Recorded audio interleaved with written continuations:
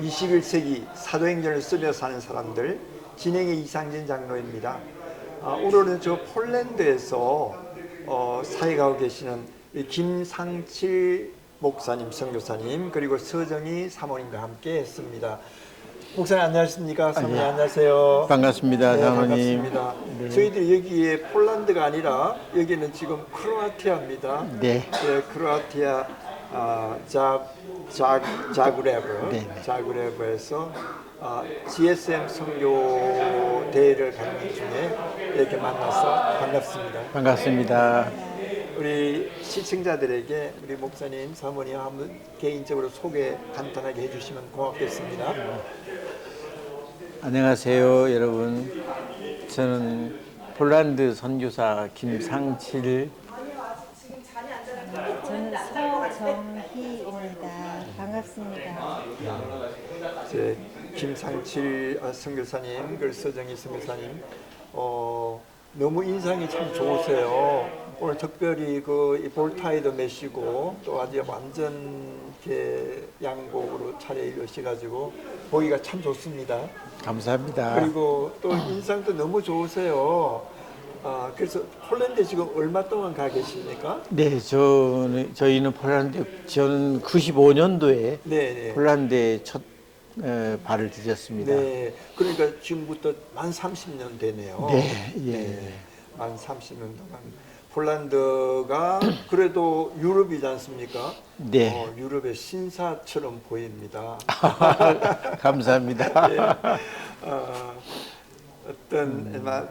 우리 시청자들이 폴란드라 그러면 요즘 최근에 우리 한국하고 좀 이렇게 관계도 가까워졌다가 또 멀어졌다가 하는 그런 사이이기 때문에 네네. 그래도 한국에서 폴란드까지 맞벌어 직통 비행기도 있더라, 항로도 있더라고요. 네네. 네, 그래서 상당히 옛날에 비해서 편리한 그런 세상에 살아가는데 네.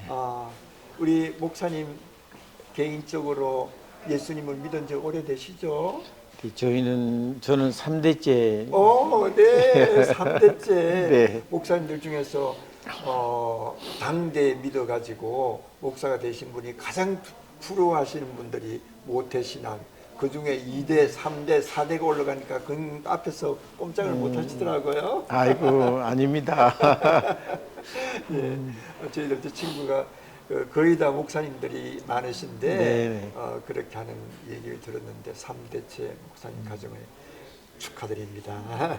우리 사모님은요? 네, 저도 3대째. 네. 와, 믿음의 가문이 아주 명문 가문들이 합해가지고 이렇게 좋은 부부를 이렇게 만드셨으니 그 자녀들은 4대째잖아요. 네, 엄마 그렇습니다. 아빠의 4대째. 네. 그러니까 상당히 자녀들이 믿음이 좋을 것 같아요. 자녀들은 몇 명이나 있습니까? 딸만 셋입니다. 딸 셋. 네. 와, 요즘은 딸이 부자라 그러더라고요. 네. 칭찬의 말씀이죠? 그럼요. 저는 딸 둘, 아들 하나.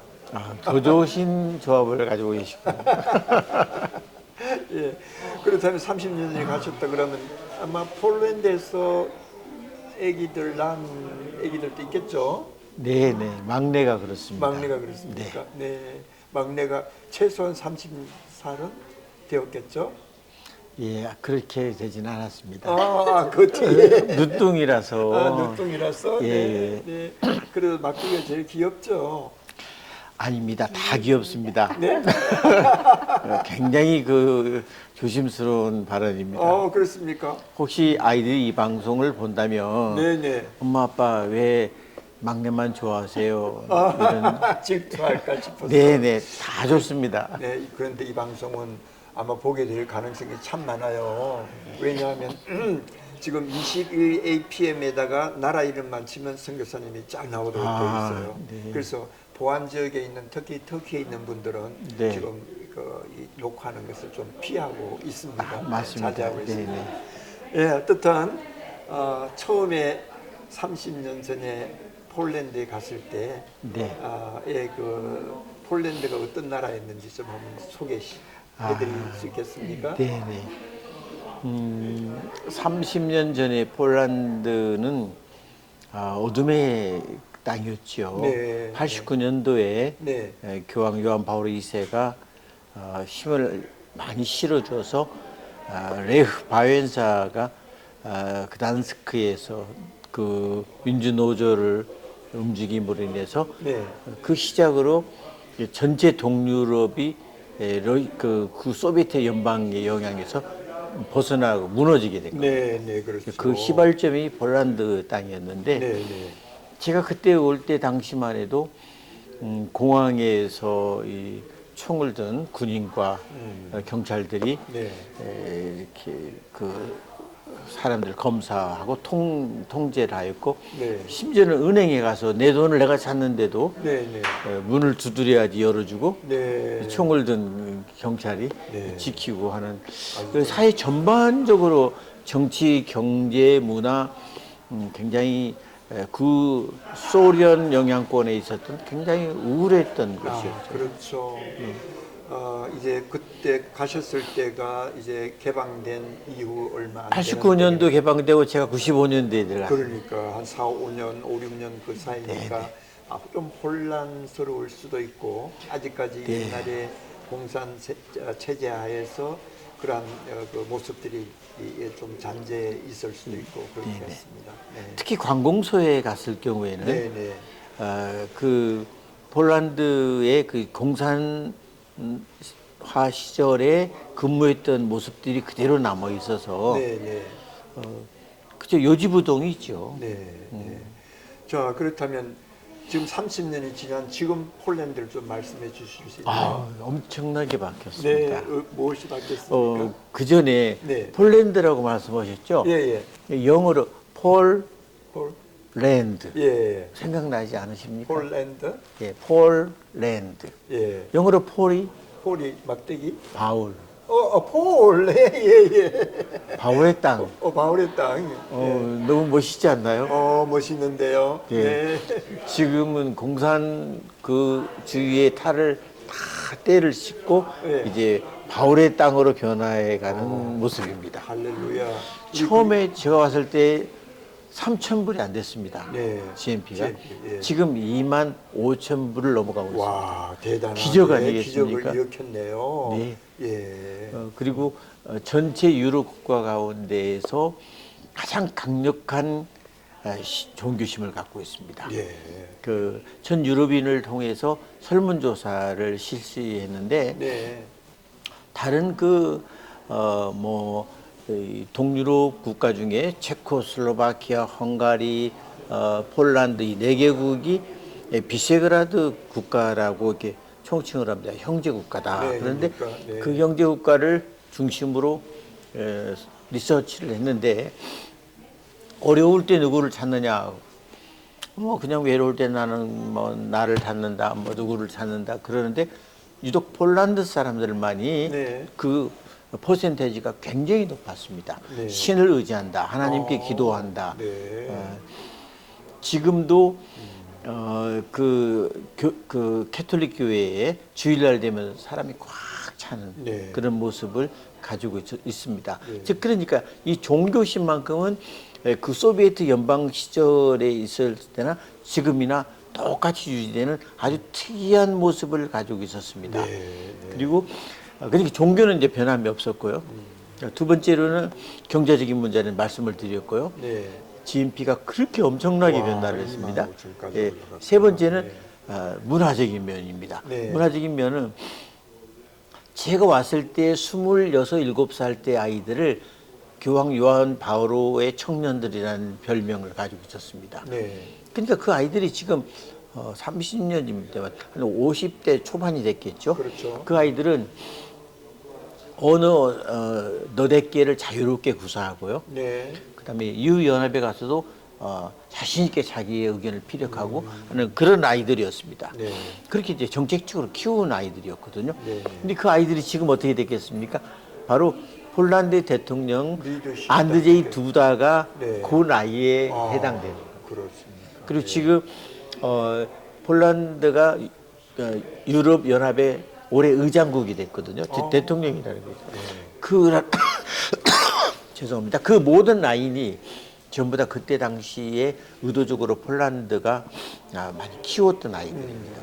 그러면 한번 리더를 바꿔보자라는 그런 움직임이 먹혀 들어갔다는 겁니다. 네. 그러니 교육 부분은 그렇게 성장하렸고 아울러 문화도 그전에는 동유럽이라는 것들이 딱 독일을 중심으로 해가지고 완전히 색깔이 달라졌는데 그렇죠. 네. 이제는 생케닌이라는 국경 폐쇄 조약이 발효됨으로 인해서 이제 동서 유럽이라는 것이 없습니다. 네. 그래서 지금 이제 중앙 유럽이라는 말을 씁니다. 네. 그 중앙 유럽이라는 말 중에서 서로 문화가 많이 교류됨으로 인해서 이제 철전 캐톨릭 국가에서 많이 무너지고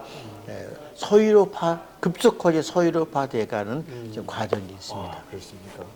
그러니까 그 역사의 흐름은 누구도 막을 수 없는 것이죠. 네. 그렇다고 본다면 폴란드가 상당히 그 중요한 위치에 있는 것이 지정학적으로 그 옆에 이제 우크라이나이 있고 네. 그다음에 이제 바로 러시아가 있지 않습니까? 예, 그렇죠. 예. 그러니까 상당히 이 경계 지정학적으로 러시아에 많은 영향을 받을 수도 있는 네. 그런 위치에 있으면서도 상당히 서방에 가까운 네.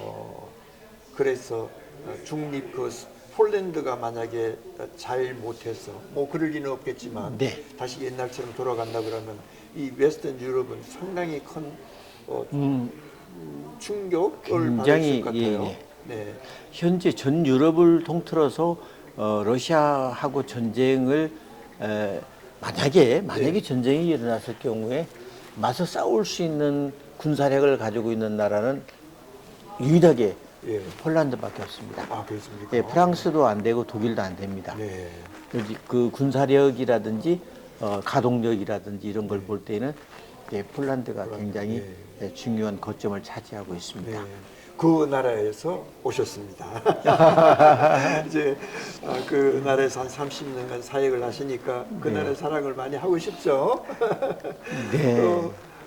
또 어떤 것을 자랑하시고 싶으시나요? 폴란드로 오십시오라고 이렇게 말할 수 있는 게. 예, 폴란드는 어느 누구나 자기가 사역하는 나라가 중심이라고 이야기를 합니다. 그렇죠. 예, 그래야지만이 되고요. 네네. 그런데 폴란드의 그 지도를 이렇게 유심히 보면 유럽 지도를 볼 때 폴란드 지도를 이렇게 보시면 네. 모양이 심장 모양으로 되어 있습니다. 하트 모양으로. 예, 네, 이렇게, 네. 이렇게 다 심장같이. 예, 그래서 우리 유럽의 심장이라. 유럽의 신장이다. 네. 그리고 국경을 맞대고 있는 것이 서쪽으로는 독일, 네. 밑으로는 체코, 네. 그다음에 슬로바키아, 네. 그다음에 우크라이나, 네. 그다음에 백러시아라고 하는 빌라루시, 예, 벨라루시도 예, 그렇죠. 리투아니아, 예, 리투아니아. 그다음에 라트비아, 예. 그다음에 러시아, 예. 바다 건너서 노르웨이, 스웨덴, 핀란드가 있어요. 그렇죠. 엄청난 아, 국경을 가지고 있습니다. 네, 그러니까 지금 목사님께서 말씀하신 그 유럽의 심장이다 하는 말도 네. 어, 복음의 예, 허브가 된다. 복음의 허브가 된다. 네. 그것이 이제 와르샤바 이겠죠. 아무래도. 예, 바르샤바는 이제 수도고요. 네네. 제가 사역하고 있는 것은 크라쿠프라고 하는 곳입니다. 크라쿠오라고 하는 네, 곳이 예. 크라쿠프는 바르샤바는 약간 북쪽에 치우쳐져 있고요. 행정적인 수도로. 네. 이 크라쿠프는 폴란드에는 수도가 세 개가 있습니다. 아, 네. 하나는 행정적 수도, 네. 우리나라 세종시 같이 네, 이 네. 바르샤바입니다. 네, 바르샤바. 그다음에 그렇고. 종교적인 성지 수도, 네. 캐톨릭의 본산지 챙스토바라고 있습니다. 예, 챙스토바. 예, 블랙 마돈나가 있습니다. 네. 유명한. 그리고 정신적인 수도, 마음의 수도, 예. 크라쿠프. 크라쿠프가 예. 마음의 수도가 예. 있다. 네. 원래 우리나라 경주와 같이 네. 크라쿠프가 수도였습니다. 아, 네. 근대 초현대 때에 와서 바르샤바로 이제 바르샤바로 옮겨가는 것입니다. 이제 오늘 역사 공부 많이 하셨죠, 여러분? 우리 폴란드를 그러면 와르샤바가 수도이고 그것이 제일 큰 도시라고만 생각을 했는데 네. 그것은 행정 도시로 되어 있고 그다음에 영적인 그런 도시도 있고 정신적인 도시도 네, 또 따로 있다 이렇게 말씀하셨습니다. 아주 우리 폴란드 역사 공부를 시켜주셔서 대단히 아유, 고맙습니다. 아닙니다. 자, 그러면 이제 공부하는 김에 더 좀 한번 해볼까 하는데요. 네네. 지금 선교사님이 하시는 사역은 어떤 사역을 아, 하고 계시는지 네. 좀 궁금합니다. 두 가지만 말씀을 네네. 드리겠습니다. 하나는 디아스포라 사역으로 네. 한인교회를 제가 섬기고 있습니다. 담임하고 계시고. 네네. 네. 크라쿠프 이사교회. 네. 네. 그리고 그 이제 한인 공동체 안에서는 네. 장년 모임, 특히 이제 대학생 중심의 모임, 네. 이런 그 사역을 하고 있습니다. 특히 이 유럽에 있는 한인 교회는 등록교인 20명, 네. 예배 출석교인은 40명, 오, 60명 네. 이런 특이한 현상을 가지고 있는데 네. 그것은 여행객들이 네. 방문해서 예배를 드리고 네. 유학생들이 와서 예배를 드리고 등록은 하지 않고 주일날 예배를 드리고. 네네. 그 유럽을 여행하는 여행객들이 많이 여행객들이. 찾아오게 됩니다. 네. 그리고 유학생들이 많이 모이는데 특히 유학생 중심적으로 사역을 하면은 돌아가서 예. 자기 신앙을 재조명했습니다라는 네. 그런 글들이 우리 교회로 많이 날라오곤 합니다. 네. 두 번째는 이제 에큐메니칼 사역입니다. 네. 에큐메니칼 사역은 2006년도에 제가 한폴 목회자 아카데미를 설립을 해서 네, 네. 그걸 운영하고 있습니다. 에큐메니칼을 그러면 어떤 통합한다, 연합한다는 그런 네, 말이죠. 네. 제가 현지인 사역, 네. 유로피안과 접촉해서 네. 사역하는 사역을 말합니다. 네, 네. 그러면 어떻게 그 한국과 폴란드를 맺지하려고 그랬는가 그 생각은 한국 사람은 정중동을 아는 사람입니다. 네. 그런데 유로피아는 정중동이라는 거 이해를 못합니다. 네. 얘네들은 동적이고 우리는 정적입니다. 네. 그래서 사고가 다르다는 것이죠. 그렇죠. 우리는 뭔가를 보면은 자꾸 뭔가를 붙여서 연관 지으려고 해서 그러는데 네. 얘네들은 본질 그 자체를 보거든요. 네. 그래서 한국 목사님들의 목회 양식은 굉장히 불같고 네. 뭐 믿사오니 네. 이런 영적 충만함이 있습니다. 네. 네. 그리고 아주 한국 목사님들이 굉장히 강한 리더십을 가지고 있습니다. 네. 이러면 이제 목사님의 그 힘이 네. 영적 리더십이 굉장히 강한 반면에 이제 유러피안 목사님들은 어떤 그 영적보다는 지적인 면이 강합니다. 네. 신학적인 면, 그렇죠. 철학적인 면, 그리고 어떤 강한 리더십보다는 섬기는 리더십입니다. 네. 그리고 이 두 특성을 탁 갖다 붙여놓으니까 서로 반반씩 나누어져서 한국 목사님들은 좀 더 학구적인 목사님이 되고 네. 또 폴란드와 유럽 목사님들은 좀 더 기도하는 목사님들이 되는 결과를 맺어줬습니다. 네. 그 일을 우리 목사님께서 2006년에 시작하셨다 네네. 말씀이에요. 네. 한 예를 들면 네. 매년 주제를 바꿉니다. 한 해는 실천 목회 쪽으로 주제를 정하고 네. 또 그 다음에는 사회 윤리 쪽으로 이제 정해놓고 네.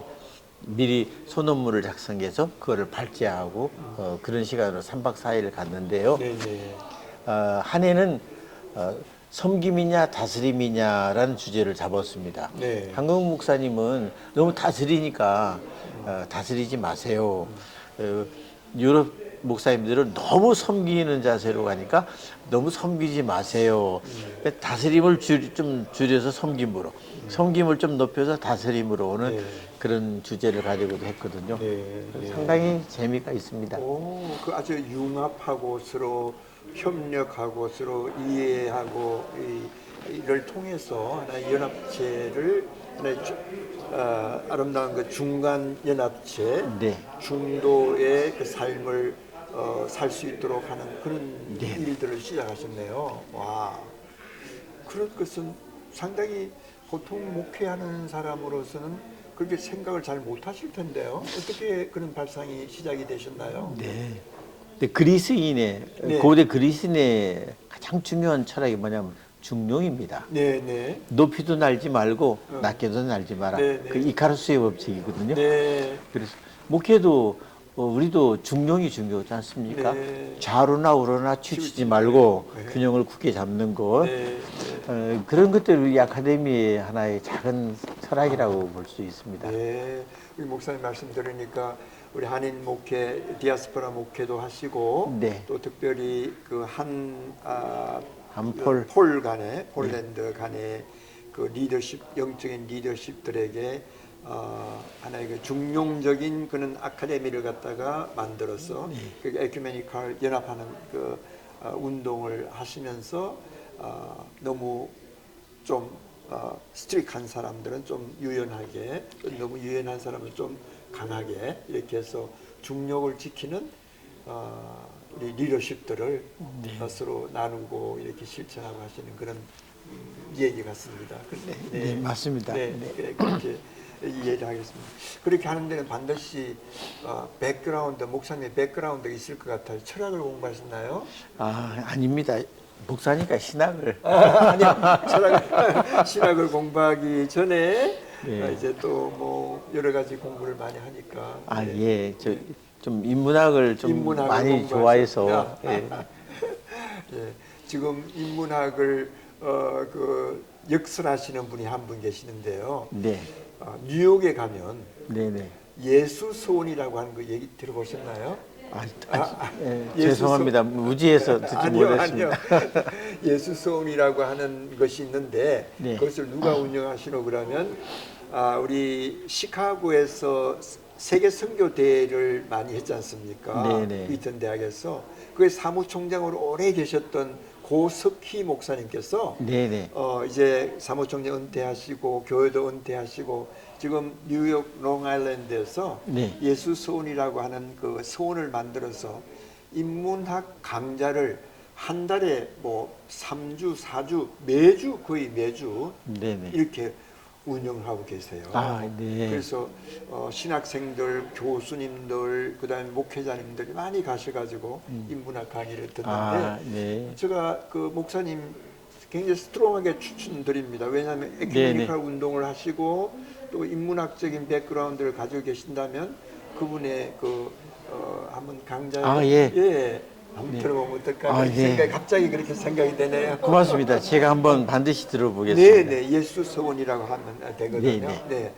자, 그러시면 우리 목사님께서 그 사회 가시면서 한 30년의 세월 동안에 뭐 많이 믹서되고 혼합도 되었겠지만 초창기 때 좀 어려운 점이 있었다면 어떤 점을? 네.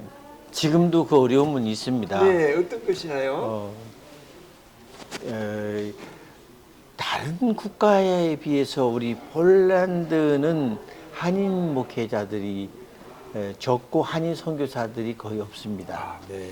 현장에 뛰고 있는 그 원주민, 네. 선주민, 네. 선주민들을 접촉해서 사역하는 선교사님들은 폴란드에 두서너 명이 불과하지 않겠나. 그렇습니까? 네. 예, 그리고 전부 다 이제 디아스포라 사역에 집중을 네. 합니다. 한인교회를 하신다는 네, 거죠. 네. 저는 크라쿠페는 오직 저 혼자밖에 없습니다. 네. 그래서 동력자가 없습니다. 그러시구나. 너무 외롭고 외로우시죠. 같은 목회자로서의 어떤 갈등의 문제 이런 것들을 서로 나누고 네. 대화할 수 있는 그런 상대가 없습니다. 네. 목사는 그게 참 힘들거든요. 네. 그런 초창기부터 지금까지 그런 부분이 정말 많이 저를 외롭게 하지 않았나 그 생각이 듭니다. 사모님께서 뭐 사모님이 예를 들어서 한국에 가신다든지 네. 그렇게 하면 너무너무 외롭겠어요. 그래서- 그러나 사모님은 여기 같이 계시니까 그래서 우리는 늘 동행합니다. 예. 동행이 참 아주 좋은 것 같아요. 저도 오래간만에 우리 이석현 권사하고 네. 같이 왔어요. 어떤 때는 같이 못 올 때가 많습니다. 저는 막 1년에 5, 6개월씩 막 돌아다니는데 그렇게 늘 같이 다니시기를 추천합니다. 감사합니다. 자, 우리 사진 카메라맨으로 지금 수고하시는 우리 이석양 원사가 잘 유념하시면 저는 항상 웰컴이죠. 그런데 몸이 조금 덜 받쳐주니까 네네. 좀 힘들지 않을까 싶습니다. 어떻든 자 우리 그러면 우리 가족 자랑 딸 셋이라 그랬죠. 네네. 딸 셋 자랑 좀 해주시면 어떨까요? 네, 사모님. 네, 딸 세 명 다 착하고 네, 예수님 잘 믿고 네. 좀 크게 해주세요. 예수님 잘 섬기고 네. 착하고 저한테는 보물 같은 딸들입니다. 너무 아주 행복하시겠어요. 다 결혼하셨나요 이제? 이제 앞으로 할 건데 할 거예요. 그러면 혹시 또 엄마의 속을 또 타게 하는 그런 경우는 없나요? 아직까지 뭐 괜찮습니까? 네, 괜찮습니다. 예. 주님께서 알아서 예, 그래요. 이게 마음대로 되지 않더라고요. 네. 저도 딸 둘이 아들 하나인데 딸하고 큰 딸하고 작은 아들은 빨리 결혼했는데 다 캠퍼스 커플이 돼가지고 빨리 했어요. 그런데 네. 둘째 딸은 좀 늦게 할 때 얼마나 속이 탔는지 몰라요. 네, 맞습니다. 그런데도 하나님께서 좋은 사람을 짝 맺어줘가지고 지금 아주 행복하게 결혼 생활하고 있고 애들도 있고 그래요. 어떻든 따님들 지금 보지는 않았지만 정말 이제 훌륭한 인물도 걸출나게 아주 좋을 것 같고요. 또 키도 클 것 같고 또 엄마 아빠의 말씀을 잘 듣고 믿음도 좋으니까 아마 하나님께서 예비하신 신랑들이 대기하고 있지 않을까 싶습니다. 아멘을 응답하겠습니다. 네, 감사합니다. 기도하겠습니다, 목사님. 예, 자 그렇다면 또 한 30년간 사시면서 가장 추억에 남는 좋은 일들은 어떤 일이었었나요? 아, 예. 누군가 저에게 선교는 뭐냐라고 이렇게 물었습니다. 그래서 네네. 제가 선교 제 나름입니다. 네네, 선교는 우리 선교는 목사님한테 어떤 것입니까? 그 나라에 가서 그 사람들의 냄새를 풍기고 네, 그 사람들의 색깔이 되어가는 것이 아니냐 네. 그렇게 대답을 한 적이 있습니다. 네, 그러니까 우리 한국 사람은 김치 냄새가 난다 그러지 않습니까? 네. 그럼 저는 폴란드 목사니까 폴란드 사람들이 풍기는 냄새를 내가 풍겨야만이 네. 되지 않겠나. 그리고 그들이 살아가는 삶의 색깔을 내가 그대로 같이 따라해야 되지 않겠나라는 그런 생각을 하거든요. 네, 네. 그러면서 같이 노숙자 사역을 한 적이 있습니다. 네, 비가 오나 눈이 오나 식사를 준비해서 샌드위치하고 스프를 끓여서 가서 그들에게 이제 나눠주거든요. 네. 한 70, 80명이 줄을 쭉 서 있으면 네. 공원에서 그들에게 나눠줬습니다. 네, 네. 그런데 어느 날 한 노숙자가 찾아와서 이렇게 옷을 깔끔하게 입고 찾아와서 작은 돈을 제 손에다 쥐어주는 겁니다. 네. 이제 나 밥 안 줘도 돼. 네. 그동안 내가 너한테 밥을 참 많이 얻어먹었는데 이제 내가 조그마한 그 길거리 책방 네. 책을 놓고 파는 그거를 하게 됐어. 네. 근데 이 작은 돈이지만 너 빵 사는데 좀 쓸래? 너무 참 감격스럽죠. 그렇죠. 예. 그걸 듣고 제가 그 돈을 받고 어쩔 줄 몰랐습니다. 네. 그리고 두 번째는 간혹 지인이 찾아와서 네. 이제 배웅을 나갈 때 네. 기차역에 가서 이제 안전히 가시라고 그런 우리가 배웅을 하지 않습니까? 그렇죠. 그때 이제 그 기차 주변에 많이 있던 그 불황이나 노숙인들이 와가지고 네. 이제 험악하게 무섭지 않습니까? 그렇죠. 근데 저한테 와서 마에스트로 하면서 그게 무슨 말입니까? 뭐 자기들로서는 대장 예, 예. 그러면서 이렇게 나를 인사하고 보호해주고 무슨 시킬 일 없어? 막 이런 일을 할 때 야 이거 내가 참 이제 거지 대장이 다 됐구나. 그러면서도 마음에 참 행복했습니다. 그렇죠. 그런 것들 소소하지만 소소한 참, 행복이 예. 보람 있고 또 그것이 머릿속에 잊혀지지 않는 좋은 기억들이 되겠습니다. 네. 사모님은 좀 좋은 기억들 나눌 수 있나요? 같이 있었습니다. 그러니까 완전히 완전히 뭡니까 이신동체 같아요. 부창부수입니다. 네, 부창부수 맞습니다. 아, 그렇다가 30년 동안 지루하지 않았어요? 앞으로 계획은 어떻습니까? 예, 30년 사실 제가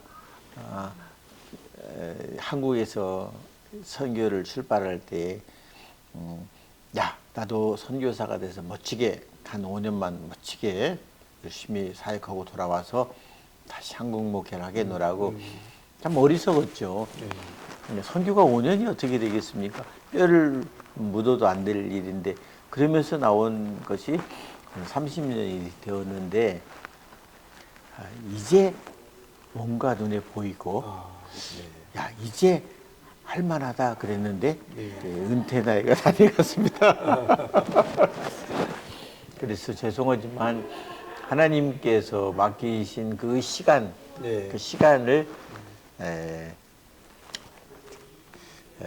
크로노스의 시간이 아닌 제 나름대로 그 카이로스의 시간으로 계산을 해서 주님께 또 동행하는 시간을 제가 연장할 계획입니다. 네.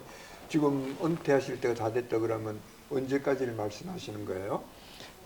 그 총회 연령 제한을 이야기하는 겁니다. 뭐 선교 사역은 얼마든지 오랫동안 할 수 있지 않습니까? 네네. 네. 그 대신 이제 총회에서 정해진 그 70이라는 네. 그 기간이 되면 저를 후원하던 교회에서의 모든 것들은 차단이 되는 거죠. 네, 네. 그래서 이제 네. 자비량 선교를 자비량 이렇게 선교로. 해야 네. 됩니다. 네. 그러나 그럼에도 불구하고 네. 이제 제 눈에 보이는 그 작은 일들, 예. 섬세한 일들에 대한 사역을 네. 정말 제대로 한번 해봐야 되지 않겠나. 아마 하나님은 은퇴한 이후의 삶을 더 좋아하실는지 몰라요. 목사님처럼 그런 귀한 마음을 가지고 계시면 장로님이 잘 봐주셔서 그렇습니다. 저는 하나님께서 저를 굉장히 잘 봐주시는 것 같아요. 저는 네. 은퇴한 지 오래됐거든요. 그런데도 이제 지금부터 앞으로 10년, 15년을 꿈꾸면서 열방 전 세계를 다 다니려고 그런 계획이거든요. 정말 멋집니다. 너무 감사한 일이에요. 하나님께 너무 기도해 주세요. 예, 어떻든 우리 김상칠 죄송합니다. 김상칠 목사님과 우리 서정희 사모님 이렇게 만나 뵈니까요. 너무 처음 만났지만 네. 상당히 그리스도 안에서 한 형제 같은 그런 마음이 들고요. 네, 너무 좋습니다. 그러시면 이제 마지막으로 미래의 우리 현재 기도의 제목들 우리 성도님들과 우리 시청자들과 한번 나눠주시면 어떻겠습니까? 네. 제가 러시아하고 우크라이나 전쟁을 겪으면서 난민 사역을 참 많이 했습니다. 네. 그러면서 내가 폴란드 선교사야, 우크라이나 선교사냐, 정체성이 흔들린다. 네. 이런 생각을 했습니다. 지금도 그 우크라이나 그 사역을 많이 하고 있거든요. 그렇습니까? 네. 네. 그런데 이제 그 사역을 하면서 느끼는 것이 이제 지금 세대는 한 국가에 있어서 나는 폴란드 선교사다, 나는 알바니아 선교사다, 나는 크로아티아 선교사다라고 말할 필요가 없다라는 거죠. 네. 전 지역을 우주적인 넘어서 글로벌적인 복음을 위해서는 그걸 따지지 아니하고 복음 필요한 것에는 언제 어디서든 어떤 모양이든 사역하는 것이 중요하다. 네. 사역의 중요성이 네. 강조돼야 된다라고 생각합니다. 네. 그 목사님 말씀하시는 걸 들으니까 지금 어떤 분들은 물론 지역을 넘을 뿐만 아니라 here and now 내가 있는 이곳 지금 현재 그것이 선교 현장이고 선교할 사명지다라고 얘기하시는 분들 계시잖아요. 그런 면에서 본다면 어떤 국경을 이렇게 나누어 가지고 하는 것은 이제 옛날의 방식이다라고 한번 생각해 볼 수 있겠습니다. 선교사님 말씀하신 그것이 앞으로 미래에 선교 사역 하시는 분들이 큰 도전이 되면 좋을 것 같아요. 네. 장로님의 사역이 지금 전 글로벌화되는 방송 사역. 제가 지금 어떤 면에서 그렇게 지금 하고 있는 것 네, 같아요. 네. 이 하나님 주신 놀라운 꿈을 함께 하나님과 함께 지금 이루어 나가고 싶은 그런 마음을 가지고 있기 때문에 맞습니다. 이 사역이 가능하지 않을까 싶고 저희를 위해서 많이 기도해 주십시오. 우리도 우리 김상칠 목사님의 사역을 위해서 기도 많이 하겠습니다. 네, 장로님.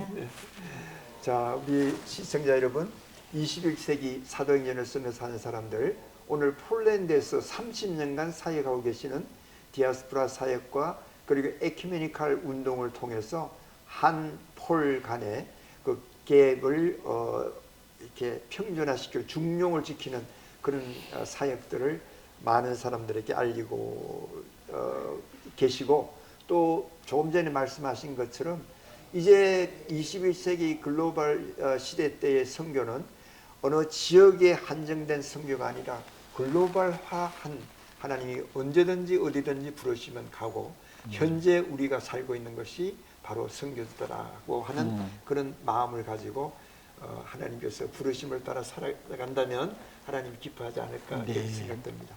우리 여러분과 함께 해주셔서 대단히 감사합니다. 김상칠 선교사님, 서정희 선교사님과 함께했습니다. 여러분, 그럼 다음 이 시간까지 안녕히 계십시오. 감사합니다. 안녕히 계십시오. 감사합니다. 네.